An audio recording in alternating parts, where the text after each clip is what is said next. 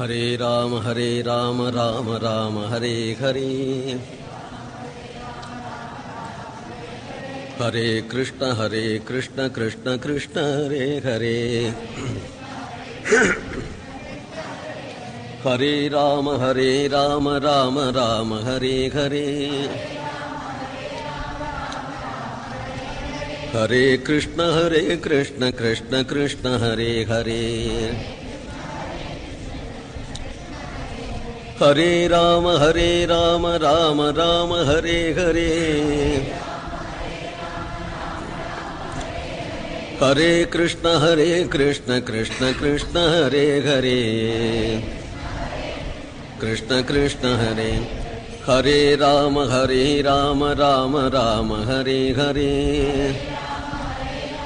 ராம ராம ஹரே, ஹரே கிருஷ்ண கிருஷ்ண கிருஷ்ண ஹரே ஹரே, ஹரே ராம ராம ராம ஹரே ஹரே, ஹரே கிருஷ்ண கிருஷ்ண கிருஷ்ண ஹரே ஹரே,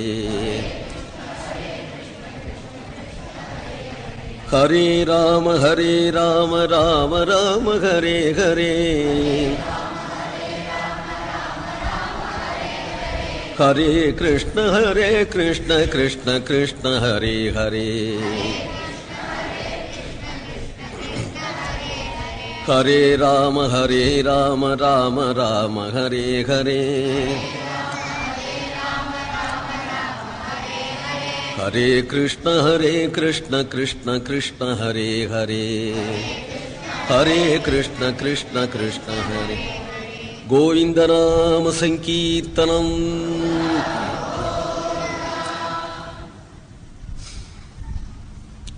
யஸ்யாத்மபூதஸ்ய குரோः பிரசாதாத் அஹம் விமுக்தோஸ்மி சரீரபந்தாத், சர்வோபதேஷ்டுः புருஷோத்தமஸ்ய தஸ்யாங்க்ரியுக்மம் பிரணதோஸ்மி நித்யம். பிரஹ்லாத நாரத பராசர புண்டரீக வியாசாம்பரீஷ சுகசௌனக பீஷ்மதால்பியான் ருக்மாங்கதார்ஜுன வசிஷ்ட விபீஷணாதீன் புண்ணியாணிமான் பரமபாகவதான் ஸ்மராமி. ஸ்ரீகாந்தோ மாதுலோ யஸ்ய ஜனனீ சர்வமங்களா, ஜனகः சங்கரோ தேவः தம் வந்தே குஞ்சராணனம். ஜன்மாத்யஸ்ய யதோன்வயாதிதரதश्चार्थेष्वभिज्ञस्वराट् तेने ब्रह्महृदाय आदिकवये मुह्यन्ति यत्सूरयः. तेजो वारिमृदां यथा विनिमयो यत्र त्रिसर्गो मृषा, धाम्ना स्वेन सदा निरस्तकुहकं सत्यं परं धीमहि. धर्मप्रोज्झितकैतवोऽत्र परमो निर्मत्सराणां सतां, वेद्यं वास्तवमत्र वस्तु शिवदं तापत्रयोन्मूलनम्. श्रीमद्भागवते महामुनिकृते किं वा परैरीश्वरः, सद्यो हृद्यवरुध्यतेऽत्र कृतिभिः शुश्रूषिभिस्तत्क्षणात्. निगमकल्पतरोर्गलितं फलं सुखमुखादमृतद्रवसंयुतं, पिबत भागवतं रसमालयं मुहुरहो रसिकाः भुवि भावुकाः. कृष्णाय वासुदेवाय हरये परमात्मने प्रणतक्लेशनाशाय गोविन्दाय नमो नमः. कृष्णाय वासुदेवाय देवकी नन्दनाय च नन्दगोपकुमाराय गोविन्दाय नमो नमः. नाम संकीर्तनं यस्य सर्वपापप्रणाशनं, प्रणामो दुःखशमनः तं नमामि हरिं परम्. गोपिका जीवनस्मरणम्.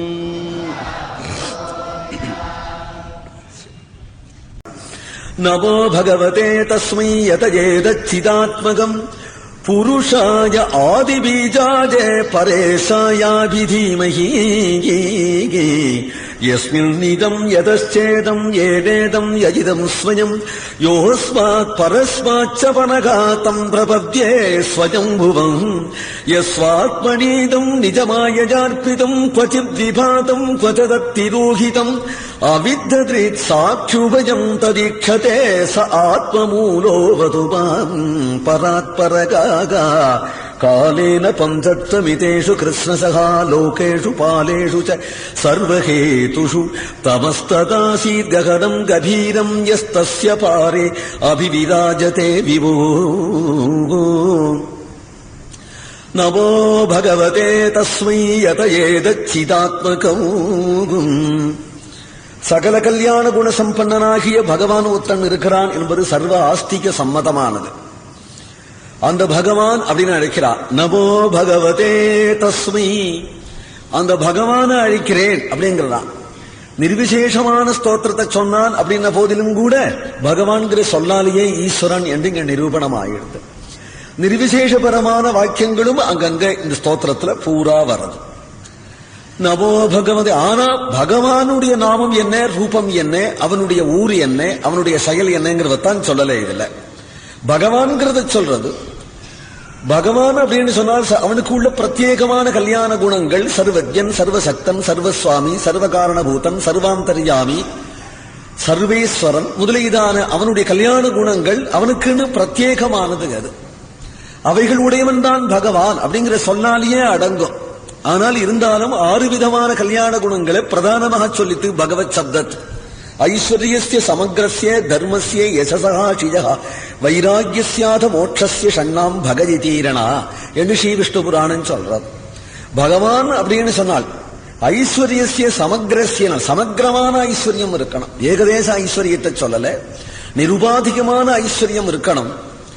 சமக்ரஸ்யங்கிற பதத்தை ஒவ்வொன்றிலையும் இங்க அன்வயிச்சுக்கலாம். ஏகதேசம் இருந்துட்டுனால மட்டும் பகவான சொல்ல முடியாது. ஏகதேசமான ஐஸ்வர்யம், ஏகதேசமான ஞானம், ஏகதேசமான வைராக்கியம் உடையவாள கூட பகவான் சொல்றது உண்டு. அதனாலதான் வசிஷ்ட பகவான், நாரத பகவான், வால்மீகி பகவான் என்றெல்லாம் கூட சொல்றோம் இல்லையா. இருந்தாலும் கூட கோணாமலோகே பகவத் பதார்த்தா அப்படின்னு கேட்டுண்டார் ஸ்ரீசுகர். பகவான் என்று ஔபச்சாரிகமா சில பேரை சொன்னாலும் கூட பகவான் என்றால் பகவான் தான் அப்படின்னு சொல்றார் துதிய ஸ்கந்தத்துல. ஏனென்றால் அதனால்தான் போல இருக்கு அவனுடைய குணங்களை சொல்லும் பொழுது தேவதாந்திரங்களுடைய புராணங்களை தேவதாந்திரங்கள் பெயரால அழைச்சு விட்டு கிருஷ்ண பரமாத்மாவுடைய புராணத்தை பாகவதம் அப்படின்னு சொன்னார். தேவதாந்திரங்கள் பண்ணின கீதைய தேவதாந்திரங்கள் பெயரால சொல்லிவிட்டு கிருஷ்ண கீதை தானே சொல்லணும், பகவத்கீதை அப்படின்னு சொல்லுகிறார். தேவதாந்திர பக்தாளே தேவதாந்திர பெயரால சொல்லிவிட்டு கிருஷ்ண பக்தாளே பாகவதாள் அப்படின்னு சொல்றார். பகவத் சப்தத்துக்கு பிராதான்யமாகவும் கிருஷ்ணனிடத்துல. அதனால கேட்கிறார் கோணாமலோகே பகவத் பதார்த்தா. பகவான்கிற சொல் சமக்னமா இவங்கிட்டதான் செல்லும் என்கிறதுனால சொல்றார் கிருஷ்ணஸ்து பகவான் ஸ்வயம். பாகவதம் தானே சொல்றேன், அந்த ரீதியில தானே நாம் பேச முடியும். கிருஷ்ணஸ்து பகவான் ஸ்வயம். நிருபாதிகமான பகவத்தம் உடையவன் ஸ்ரீ கிருஷ்ணன் தான் அப்படின்னா நிர்ணயம் பண்றது பாகவதம். அத்தகைய பகவத் சப்தத்தானே சொல்றார் நமோ பகவதே தஸ்மை என்று சொல்லுகிறார். இன்னார் என்று சொல்லலே, ஆனா ஒரு பகவான் இருக்கிறார். பகவான் என்றால் அவனுடைய ஐஸ்வர்யம் தாத்காலிகமான ஐஸ்வர்யம் ராவணாதிகளுக்கு எப்படி கிடைக்கிறதோ, ராவணேஸ்வரன் அப்படின்னு கூட சொல்றோமே. தாத்காலிகமான ஐஸ்வர்யம், சில தேசத்துக்கு ஐஸ்வர்யம், சில தேசத்துக்கு ஈஸ்வரன், சொர்க்கத்துக்கு இந்திரன், சில கணங்களுக்கு இந்திரன். தேவேந்திரன் செல்லுபடியாகுமே தவிர மிருகேந்திரன் செல்லுபடியாகாது. மிருகேந்திரன் தேவேந்திரனாக முடியாது. இந்திரன் மிருகங்களுக்கு மட்டிலும் இந்திரன் என்கின்ற பரிச்சின்னமான ஈஸ்வரத்துவம் சில பேருக்கு உண்டு. சில தேசத்துக்கு, சில காலத்துக்கு, சில ஜனங்களுக்கு, சில கணங்களுக்கு என்கின்ற ஈஸ்வரத்துவம் உண்டு. நிருபாதிகமான ஐஸ்வர்யம் சர்வதேசங்களிலே, சர்வகாலங்களிலே, சர்வ ஜனங்களுக்கும் ஈஸ்வரனாயிருக்கிற தன்மை சமக்கிரமான ஐஸ்வர்யம். ஐஸ்வர்யஸ்யே சமக்ரஸ்ய தர்மஸ்யே அப்படின்னாலும் தர்மஸ்ய பிரபுகூண் தர்ம சமஸ்தாபனார்த்தாய தர்மயோனிகி ஜனார்தனஹா தர்மாத்மா சத்தியசந்தஷ்ட என்று தர்மத்துக்கு பரிஞ்செண்டு எவன் வரான்? தர்மத்தை ஸ்தாபிக்கணும்னு எவன் பாடுபடுறான்? தர்மத்தை எவன் அனுஷ்டிச்சு காட்டுறான்? தர்மத்துக்கு பிரமாணமான வேதம் திருட்டு போனது யார் வந்து காப்பாத்தினான்? தர்ம பிரதிபட்சிகளாக ராவணஹிரண்யகசிபன் இருக்கும்போது யார் பிளந்து போட்டான்? தர்மாத்மாவான பலி சக்கரவர்த்தி போன்றவர்களுக்கு யாரிடம் வந்து தேகின்னு கேட்டான்? தர்மாத்மாவை யாரும் மதிச்சான்? யார் தர்மஸ்வரூபனாய் இருந்தான்?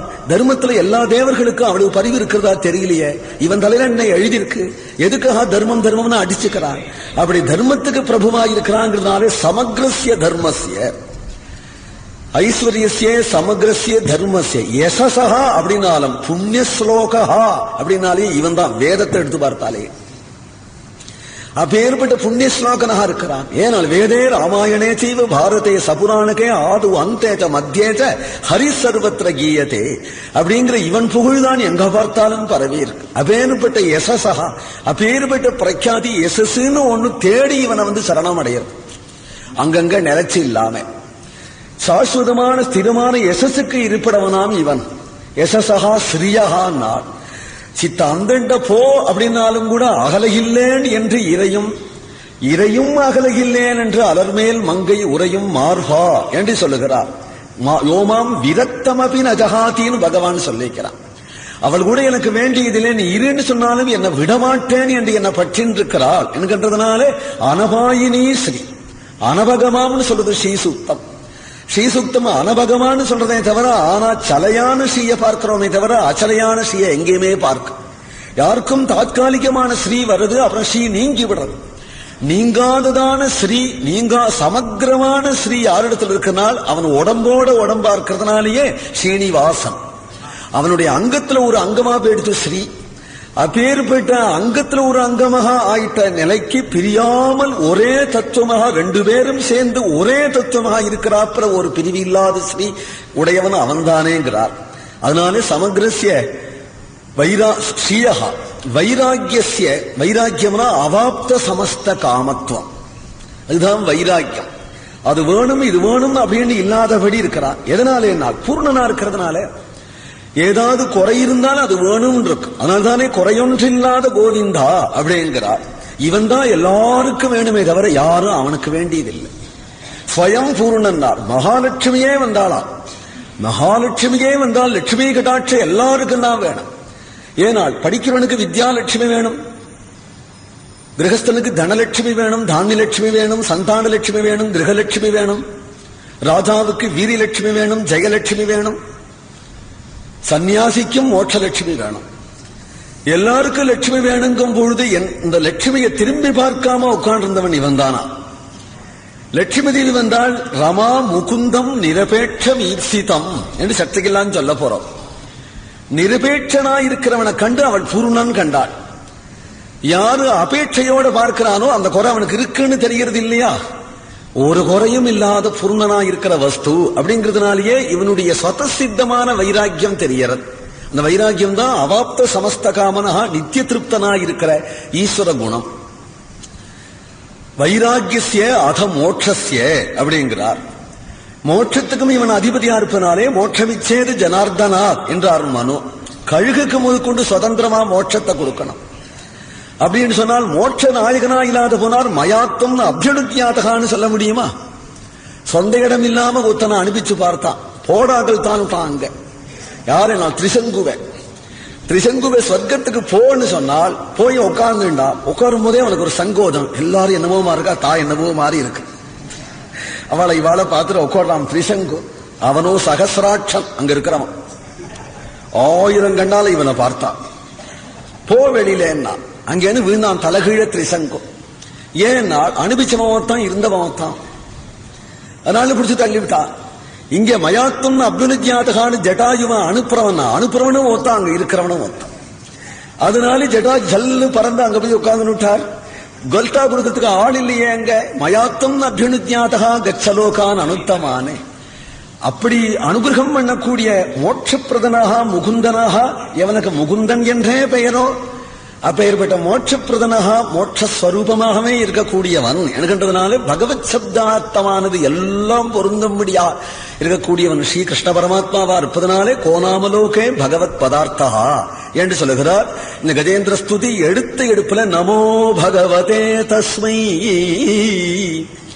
ஆனால் இன்னார் என்று சொல்லிடாதபடி கஜேந்திரன் தந்திரமா ஸ்தோத்திரம் பண்றான். ஏனால் வந்த பிறகு சொல்லிக்கலாம். சர்வ ஆஸ்திக ஜனங்களும் பகவான் பகவான் சொல்றாளே, அந்த பகவான் ஒருத்தர் உண்டுங்கிறது சர்வ ஆஸ்திக சம்மதம். வைதிகனா இருக்கட்டும் அவைதிகனா இருக்கட்டும், கடவுளை நம்புறா எல்லாரும். கடவுள் ஒருத்தர் உண்டுன்னா எல்லாரும் சொல்றார்கள். அந்த கடவுளை சேவிக்கிறேன் நமோ பகவதே. எதில் இருந்தா இன்னாருன்னு சொல்லிவிடலாமாம். அதனால தஸ்மை அப்படிங்கிறான். எதில் இதோ இருந்தால் இதோ இருக்கிறான்னு காண்பிச்சார் பீஷ்மர் தர்மபுத்திரருக்கு. ஏஷவை பகவான் சாட்சாத் ஆத்யோ நாராயணப்புமானே என்று சங்கபாணியாக முகுந்தன் நிற்க இதோ நிற்கிறான் பார், இவன் தான் பகவான் என்று காண்பிச்சார் பீஷ்மர். அதுபோல கஜேந்திரனுக்கு காட்ட முடியாததுனால தஸ்மை என்றார். எதில் இருந்தால் இது என்று சொல்ற வழக்கம், எட்டி இருந்தால் அதுன்னு சொல்ற வழக்கம். இப்பொழுது பிரத்யட்சமாக பகவான் இல்லாததுனால தஸ்மை. நமோ பகவதே தஸ்மை. நம்ம கண்ணுக்கு தெரியாத அப்பிரமேயமான அந்த வஸ்துவை இருக்குன்னு நம்புவானே அப்படின்னு கேட்டார். எப்போ கண்ணுக்கு தெரிஞ்சா இதுன்னு சொல்லலாம், எப்போ கண்ணுக்கு தெரியலையோ தெரியாததை நம்புவானே தஸ்மை, அது ஒண்ணு இருக்குன்னு நம்புவானேனால் எதையேதது சிதாத்மகம். எல்லாமே கண்ணுக்கு தெரிஞ்சு விடுதான்னு. கண்ணுக்கு தெரியாததை பகு விஷயத்தை நான் நம்பின்னு இருக்கோம். எதுனால் கவலைன்னு ஒண்ணு இருக்கு. கருப்பா இருக்கா, சேப்பா இருக்கா, குட்டையா இருக்கா, நெட்டையா இருக்கா, கண்ணுக்கு தெரியறதா இல்ல காட்டதான் முடியுமா? என்னவோ கவலைன்னு சொன்ன காட்டுங்களே, என்ன காட்டதான் முடியுமா? கவலையா இருக்கு சார் அப்படிங்கும் போது இன்னொருத்தர் புரிஞ்சுக்கிறாவா? கவலைன்னா அவளுக்கு நல்லா தெரியும், அவளை புரிஞ்சுக்கிறான். பயம்னு ஒண்ணு இருக்கு, சுகம்னு ஒண்ணு இருக்கு, துக்கம்னு ஒண்ணு இருக்கு. இதையெல்லாம் கண்ணுக்கு காட்ட முடியாது, கண்ணுக்கு தெரியவும் தெரியாது. ஆனா இது எல்லாத்தையும் புரிஞ்சுக்கிறான் இல்லையா? எல்லாரும் இருக்கு இருக்கு அப்படிங்கிறது தெரியறது. எதனால தெரியறதுன்னா அனுபவத்தால தெரியறது. சுகங்கிற அனுபவம் இருக்கு, துக்கங்கிற அனுபவம் இருக்கு, கவலை பயம் எல்லாம் அனுபவம் இருக்கிறதுனாலே புரியறது. அரூபமா இருந்தாலும் தெரிஞ்சுக்கிறானே. அதுபோல பிரம்மம்னு ஒரு வஸ்துவை தெரிஞ்சுக்கலாமே. தெரிஞ்சுக்கலாம், பிரத்யட்சமா பார்க்க முடியாது, கண்ணால பார்க்க முடியாது. சப்தஸ்பரிச ரூப ரசகந்தாதி விஷயம் போலே இல்லை அது. அதனால சப்தம் போல காதால தெரிஞ்சுக்க முடியாது, ரூபம் போல கண்ணால பார்த்து தெரிஞ்சுக்க முடியாது, கந்தம் போல மூக்குனால தெரிஞ்சு கொள்ள முடியாது, ரசம் போல நாக்குனால தெரிஞ்சு கொள்ள முடியாது, ஸ்பரிசம் போல தோலால தெரிஞ்சு கொள்ள முடியாது. அதனால அது பிரத்யட்சம் இல்லை. இந்த அஞ்சுல எதுக்காது விஷயமாயிட்டா பிரத்யட்சம் தான்.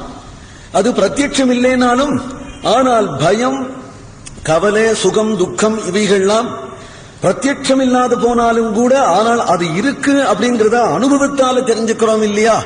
அதுபோல அதுவும் பிரத்யட்சத்துல ஏகதேசமா போயிடும். அனுபவம் அப்படிங்கறதுனால தெரிஞ்சுக்கலாமே. நாள் தனக்கு தூக்கம்ங்கிறது அனுபவத்துல இருக்கிறது மாதிரி, சொப்பனங்கிறது அனுபவத்துல இருக்கிறது மாதிரி, கவலைங்கிறது அனுபவத்துல இருக்கிறது மாதிரி யாருக்கும் பிரம்மங்கிறது அனுபவத்துல இல்லையே.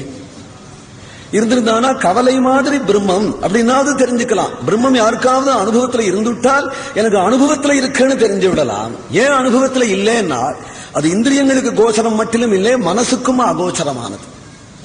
மனசுக்கு கோச்சரமா இருந்தா அனுபவத்துல இருந்துவிடும். சுகம் துக்கம் இதெல்லாம் கண்ணுக்கு தெரியலையே தவிர மனசுக்கு தெரியறது.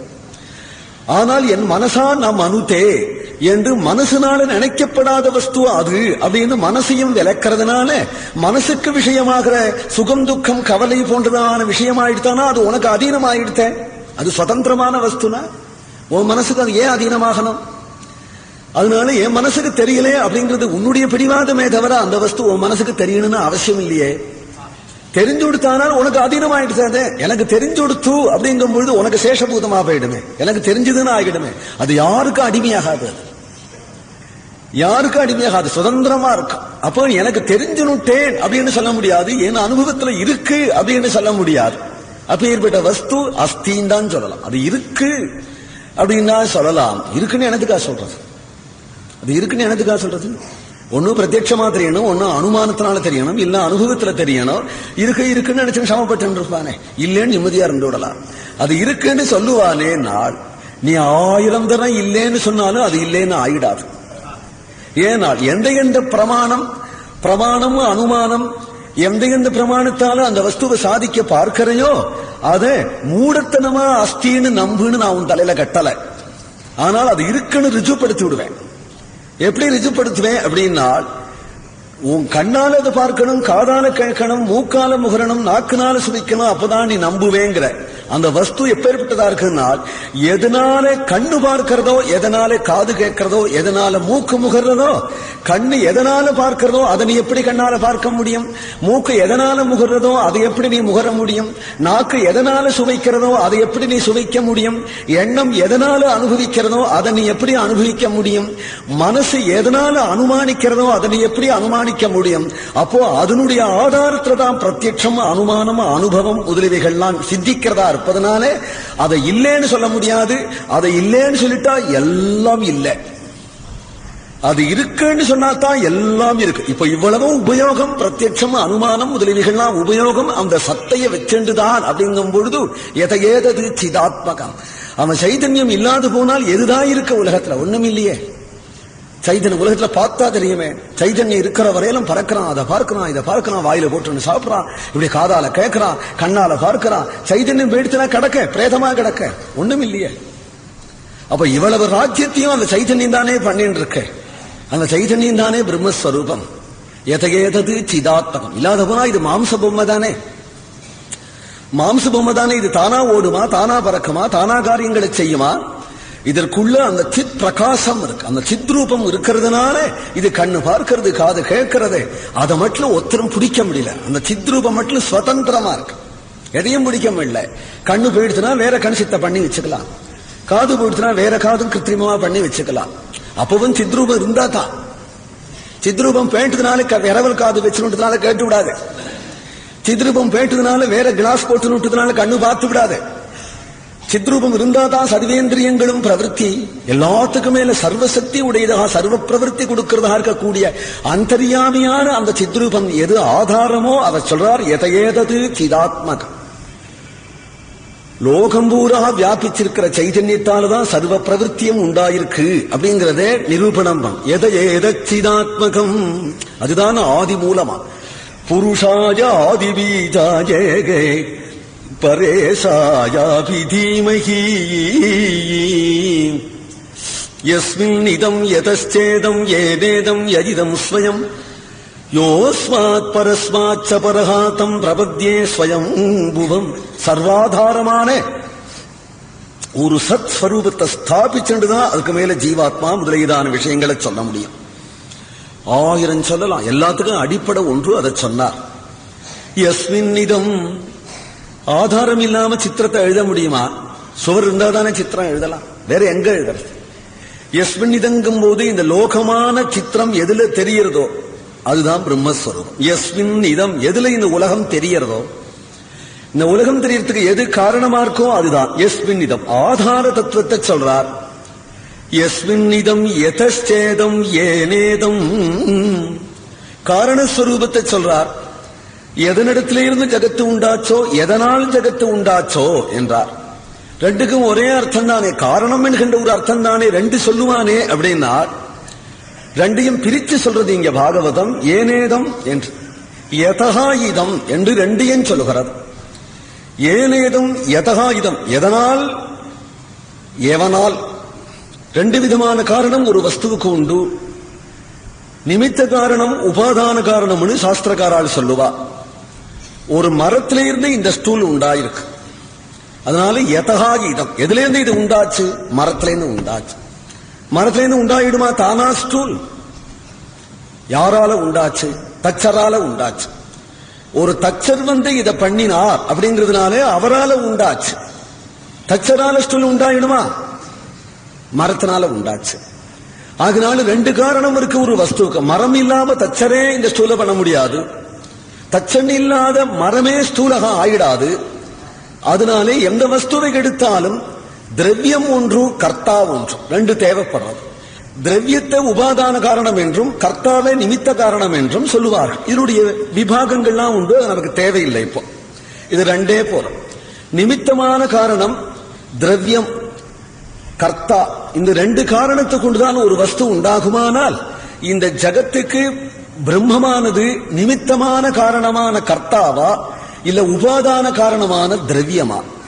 பிரம்மத்தினால ஜகத்து பண்ணிருக்கா, பிரம்மன் வேற ஒரு வஸ்துவால ஜகத்தை பண்ணிருக்கா அப்படின்னு கேட்டால் இரண்டு விதமான காரணமும் பிரம்மமே அப்படின்னு சொல்றது இங்க பாகவதம். இரண்டு விதமான காரணமும் பிரம்மமேங்கிறதுனாலதான். இல்லாத போனால், இப்படி பிரிச்ச அர்த்தம் சொல்லாத போனால் சொன்னதுக்கே சொன்னதாகிய தோஷம் வந்துடும். எதஸ்ட ஏன அப்படின்னு பிரித்து சொல்லியிருக்கிறார். இது ரெண்டா அர்த்தம் கொள்ளாது, ரெண்டும் ஒரே அர்த்தம் தான் சொன்னா சொன்னதையே சொன்ன தோஷம் வந்துடும். ஆகினால் ரெண்டு விதமான காரணம்னு சொல்லித்தான் ஆகணும். ரெண்டு விதமான காரணம் ஒரே வஸ்துவனை அன்வயிக்கும் பொழுது பிரம்மந்தான் அர்த்தமாறுது. அந்நிதார்த்தம் பண்ண முடியாது. இதை அனிதார்த்தம் பண்ண முடியாது அப்படிங்கும் பொழுது உபாதான காரணமும் பிரம்மம் தான் அப்படின்னு நிஷ்கர்ஷமாகிறது இங்க வாக்கியமே, சந்தேகத்துக்கு இடமே இல்லை. உபாதான காரணமும் ஆகிறது. சில சித்தாந்திகள் உபாதான காரணமாக பிரம்மத்தை ஏத்துக்க மாட்டேங்கிறான். கர்த்தா மட்டிலும்தான் பிரம்மம், திரவியம் பிரம்மம் இல்லை அப்படிங்கிறால் சில சித்தாந்திகள். திரவியம் எது அப்படின்னு கேட்டா பிரகிருத்தின்னு சொல்றார்கள். பிரகிருதி தான் பிரபஞ்சத்துக்கு காரணமான திரவியம், ஈஸ்வரன் இல்லை என்கிறார். அதுக்கு பிரமாணமாக அவர்கள் சொல்ற வாக்கியங்கள் மயாத்தியக்ஷேன பிரகிருதி சூயதே சசராச்சரம் கேதுனானேன கௌந்தேக ஜகத்தி பரிவர்த்ததே என்றும் மமயோனிகே மகத் பிரம்ம தஸ்மின் கர்ப்பம் ததாமிகம் முதலிதான வாக்கியங்கள் நாம் பிரகிருதியும் ஈஸ்வரனையும் பிரிச்சு காண்பிச்சு அந்த ஈஸ்வரன் தான் இந்த பிரகிருதியிலே பிரபஞ்சமாகிய கர்ப்பத்தை தரிச்சான் அப்படின்னு பிரிஞ்சு தெரியறதுனாலே, பிரகிருதி ஜடமா இருக்கிறதுனாலே, ஈஸ்வரன் சித்ரூபமா இருக்கிறதுனாலே, பிரகிருதியை தவிர விலட்சணமான வஸ்து ஈஸ்வரன் பிரகிருதியை உபாதானமாக கொண்டு ஜகத்தை சிருஷ்டி பண்ணினான் அப்படின்னு சொல்றான். அதுக்கு மேல அவசியத்தை போகாததுனால அதற்கு மேல ஒரு கேள்வி கேட்டா, இந்த பிரகிருதி சுதந்திரமானதா ஈஸ்வராதீனமானதா அப்படின்னு ஒரு கேள்வி கேட்டுட்டா சுதந்திரம்னு சொல்லணும். சுதந்திரம்னு சொன்னால் பிரம்மம் ஒன்னே இருந்ததுங்கிற வாக்கியங்கள்லாம் வீணா போயிடும். அப்போ 2-3 இருந்திருக்குன்னு சொல்லணும். சாஸ்வதமாக பிரகிருதியை பிரம்மத்தை தவிர அந்நிய வஸ்துவா சொல்லணும். கொயவனுடைய மண்ணை கொயவனே சொல்ல முடியாது, கொயவனே மண்ணுதான் சொல்ல முடியாது. மண்ணு கொயவனை தவிர அந்நிய வஸ்து. குடத்தினுடைய காரணமாக மண்ணையும் சொல்லலாம், கொயவனையும் சொல்லலாம். மண்ணு திரவியம், கொயவன் கர்த்தா. அப்போ மண்ணும் கொயவன் தான் சொல்ல முடியாது. கொயவனை தவிர அந்நிய வஸ்துவா இருந்தா தான் அதை உபாதானம் பிரித்து சொல்ல முடியும். பிரித்து சொல்லிவிட்டுதானால் நிமித்த மாத்திரமாக மட்டிலும் ஒத்துனுட்டோமானால், ஈஸ்வரனை கர்த்தாவாக மட்டிலும் ஈஸ்வரனை ஒத்துனுட்டோமானால் இந்த ஸ்டூல் தச்சர் தான் சொல்ல முடியாது. தச்சரே ஸ்டூல் அப்படின்னு சொல்ல முடியாது. சாஸ்திரங்களோ சர்வம் பிரம்மமயம் அப்படின்னு சர்வமும் பிரம்மம்னு சொல்றது, ஜகத்தே பிரம்மம்னு சொல்றது. பசு பட்சிகள் நரகம் உள்பட, சொர்க்கம் உள்பட, அசுரன் உள்பட, தேவன் உள்பட சர்வமும் பிரம்மம். சுனிசைவை சபாகேஜ பண்டிதாக சமதர்சினா வித்யா வினய சம்பன்னே பிராமணே கவி கஸ்தினி பாபம் நல்லது கெட்டது சொர்க்கம் நரகம் எல்லாம் பிரம்மம் அப்படின்னு சொல்ற வாக்கியம் பகுவாக இருக்கிறதுனால, அப்போ அத திரவியம் வேறு கர்த்தா வேறுன்னு சொன்னால், கர்த்தா திரவியமாக ஆகாது போனால் இந்த பிரபஞ்சம் பூரா ஈஸ்வரன் எப்படி சொல்ல முடியும்? தச்சர் ஸ்டூல் ஆவரான்னு, கொயவனாரே பானை ஆவரான்னு. ஏன்னா மண்ணு வேற கொயவன் வேறேன்னு இருந்ததுனால்தானே மண்ணு பானையாக இருக்க. ஈஸ்வரன் வேற பிரகிருதி வேற லோகம் வேறேன்னு இருந்தாதானே பிரகிருதி லோகமா இருக்கு, ஈஸ்வரன் லோகமா இல்லேன்னு ஆயிடும். ஆயிடுதானால் சர்வம் ஈஸ்வரமயம்னு சொல்லவே முடியாது. சர்வம் ஈஸ்வரமயம்னு சொல்லணுமானால் ஈஸ்வரனே வேற ஒரு காரணம் இல்லாம தானே ஜகத்தாக ஆயிருக்கிறான் அப்படிங்கும் பொழுதுதானே இதை சொல்ல முடியும். சுவர்ணமே குண்டலமாக ஆனா தானே குண்டலத்தை ஸ்வர்ணம்னு சொல்ல முடியும். மண்ணே கலையமானா தானே கலையத்தை மண்ணுன்னு சொல்ல முடியும். ஆனா சர்வசாஸ்திரமும் காரண காரியத்தை காட்டி ஜகத்த பிரம்மமயம்னு சொல்றது. அந்தர்யாமியாக மட்டிலும் சொல்லல.